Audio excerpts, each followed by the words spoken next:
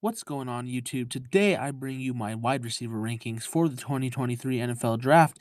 Let's kick it off. Starting at number one with Quentin Johnston out of TCU. This guy really seems to have become the favorite for number one. I have a top 10 grade on him, and I do believe he will be a top 10 pick. Quentin Johnston is just a fantastic prospect. Before this year, we knew he had tremendously high upside because of his build and his athleticism. This year, he kicked it up a notch, and he's been one of the big reasons why TCU has been so good this year. On offense, he makes a lot of magic happen. He's a big guy, so he can go up and get it, but he's tall, he's big, and he's not bad after the catch as well.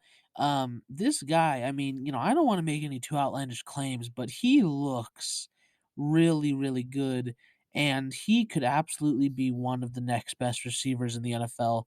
I will say we've seen a fair amount of receivers like him that end up being pretty big busts, but we will see. For me, Johnston is a crazy good prospect.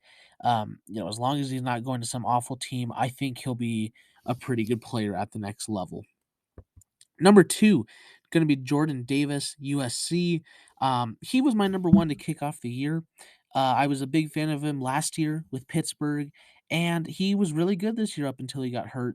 I don't think the injury should be too big of a deterrent. He should be good to go by drills and combine time and all that.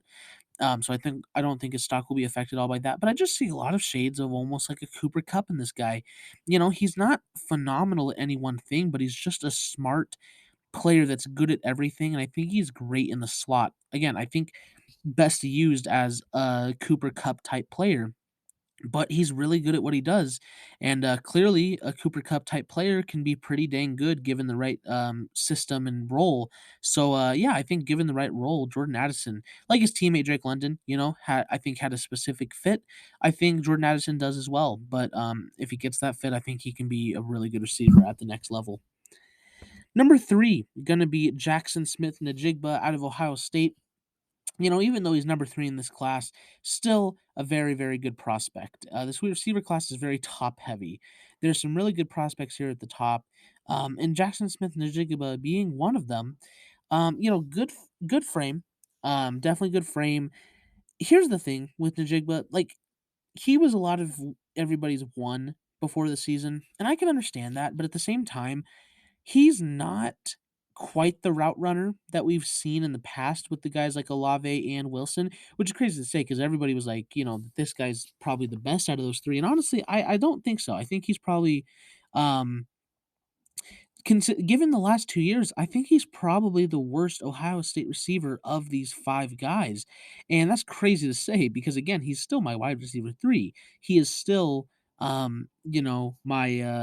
still a first rounder for me, definitely, but, given Chris Olave, Garrett Wilson, Marvin Harrison Jr., and again, I don't know if I'm saying it right, but Emeka Egbuka, I mean, he's probably the worst out of all of them, and he's still a very good receiver.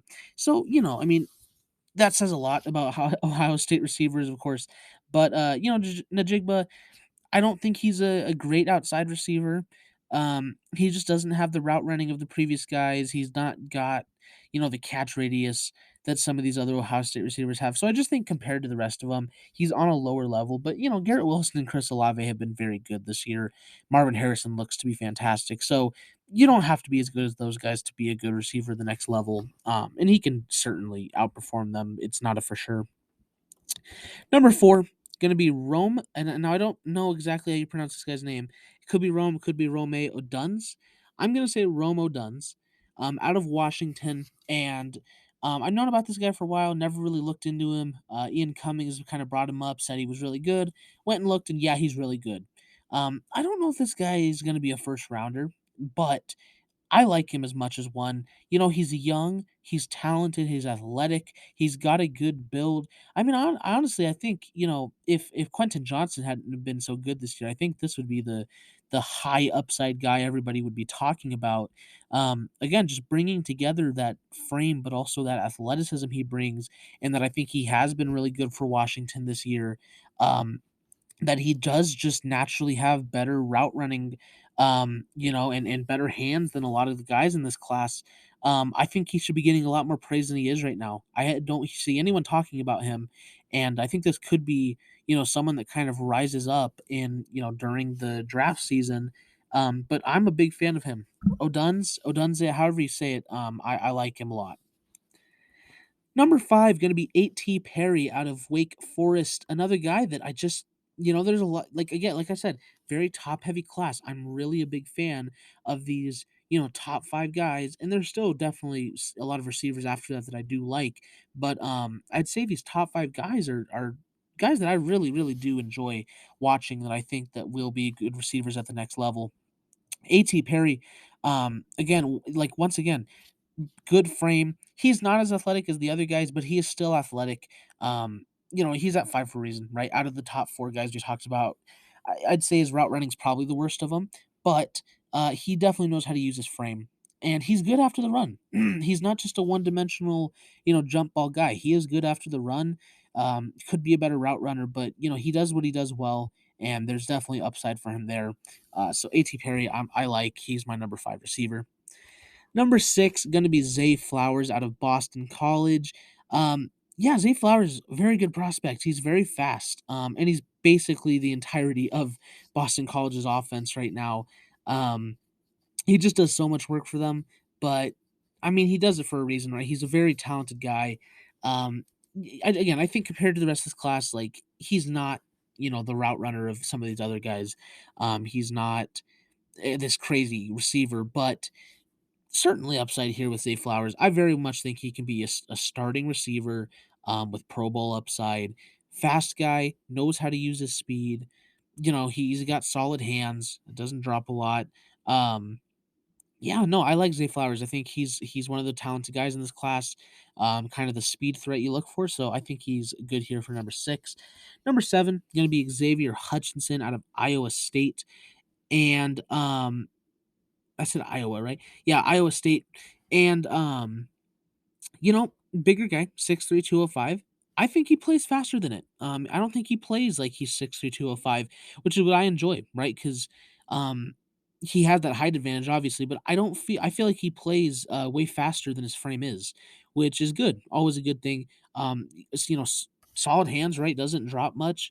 I think what kind of holds Hutchinson down below some of these other guys, even though I do believe I'm higher on him than most people, is just, again, he's lacking kind of that true elite trait, and he's not quite the IQ or route running that Jordan Addison is. But again, I just think he's good at pretty much everything, lacking in the downfield speed a little bit, but again, plays faster than his frame. So I mean, I can't blame him too much, right? I mean, he's fast for his size. So Hutchinson, I think all around a good prospect, definitely worth a day 2 pick to me. Some team will get a pretty solid receiver here with him. Number 8, going to be Jalen Hyatt out of Tennessee, and for some people, this might be really low. He pretty much seems to be a consensus first rounder at this point, and I get it, right? He's definitely shown a lot of talent this year. From the standpoint of me being lower on him, I'm not all that sure that he's going to be a star at the next level. I think out of the guys we talked about, I just don't see him being quite on that level. I think he can be, a solid wide receiver 2 or 3 for a team, but I don't ever see this guy being a 1. Um, I just don't think he has the talent for that. I don't see those elite traits that you see in a lot of these other guys we've talked about already. He's a good route runner, doesn't drop much, but that's about as much as I can say about him. I think he's definitely benefited from Hendon Hooker and his breakout. That offense in general, very good this year. I think he's kind of benefiting from it more than he is gaining to it, which I know people will get mad about me saying that, but I just don't quite see it with Jalen Hyatt. I just don't see him as being in a 1, and I think every guy we've talked about so far, I can see being a 1.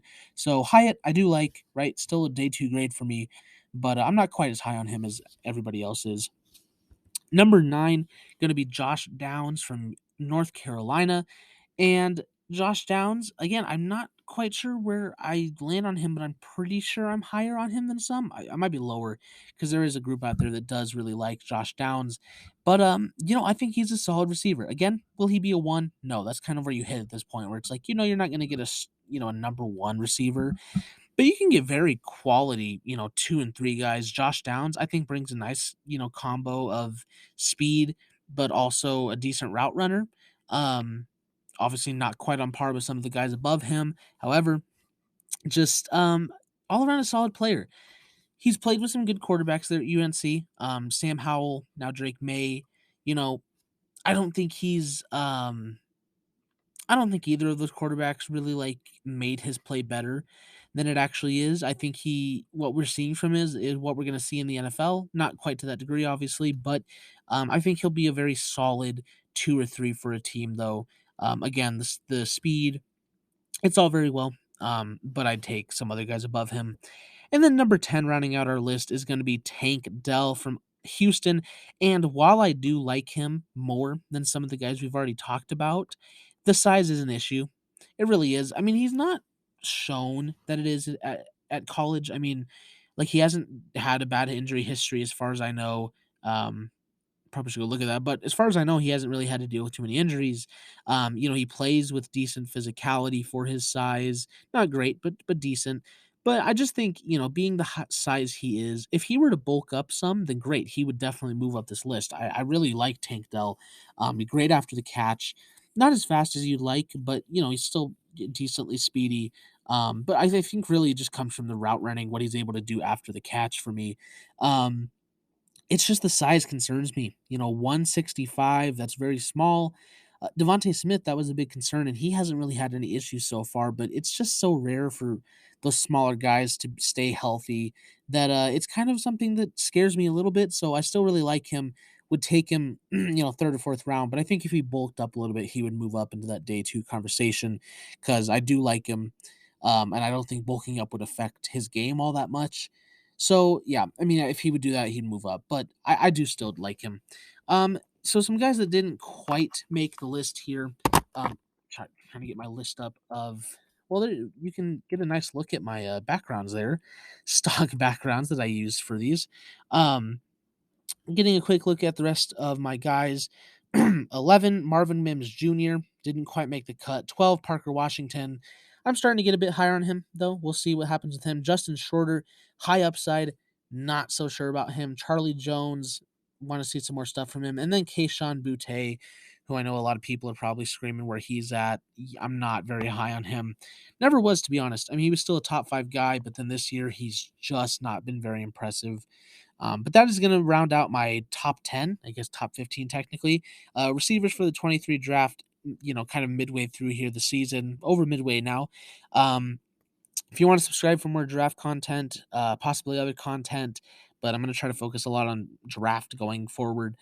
Make sure to subscribe, hit the like button, comment down below. What are your receivers? Who you want your team to take? Am I missing someone? Should someone be here? Is someone overrated? Tell me down below. Thank you guys so much for watching, and I will see you guys in the next video. Bye-bye.